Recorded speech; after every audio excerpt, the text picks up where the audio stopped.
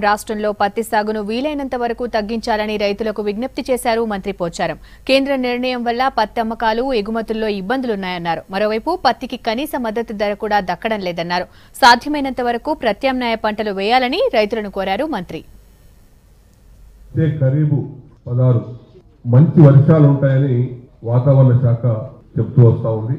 రాష్ట్ర వ్యాప్తంగా ఎక్కడ కూడా రైతుకు విత్తనం ఇబ్బంది లేకుండా రాష్ట్రంలో ఉన్నటువంటి 1,05,00,000 ఎకరాలలో డ్రై క్రాప్ కానీ వెట్ క్రాప్ కానీ ఏ రకమైన పంట వేసుకున్నప్పటికీ కూడా ఆ రకమైనటువంటి విత్తనాన్ని సబ్సిడీ పైన అందజేయడానికి మేము సిద్ధంగా ఉన్నాం. 17,87,000 మెట్రిక్ టన్ల ఎరువులు అవసరం అనుకుంటే ఇప్పుడు మా దగ్గర బఫర్ స్టాక్ కింద 7,72,000 మెట్రిక్ టన్ల నిల్వలు ఉన్నాయి. ఎరువుల కొరత కూడా ఏం లేదు. 1,05,00,000 ఎకరాలు సాగు భూమి ఉంది. 41,43,000 హెక్టార్లు సాగులో ఉంటే 36,25,000 హెక్టార్లు కేవలం 5 పంటలే డామినేట్ చేస్తూ ఉన్నాయి. ఈ 5 పంటలు కలిసి 87% సేవ్ చేసుకుంటే ఒక కాటనే 42% ఉంది.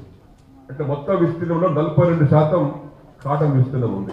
కేంద్ర ప్రభుత్వం మరి వారి ఆలోచన విధానం ఏంటో తెలియదు కానీ ఎగుమతులను ప్రోత్సహించాల్సింది పోయి ఎగుమతుల పైన సుంకాలు పెంచారు. అంటే ఎగుమతులను డిస్కరేజ్ చేయడానికి చేసినట్టు కనబడ్డది. రాయితీని తగ్గించడము, సుంకాన్ని పెంచడము, కాటన్ ధర గణనీయంగా తగ్గిపోతుంది. కాబట్టి మేము రాష్ట్ర రైతాంగానికి విజ్ఞప్తి చేస్తా ఉన్నాం. మరి దయచేసి కాటన్ విస్తీర్ణాన్ని చాలా మటుకు తగ్గించండి. నా మొదటి డిమాండ్ పత్తి వద్దు, మీరు వేరే పంటలకు ఏదైనా మేము ఇష్టం తయారున్నాం.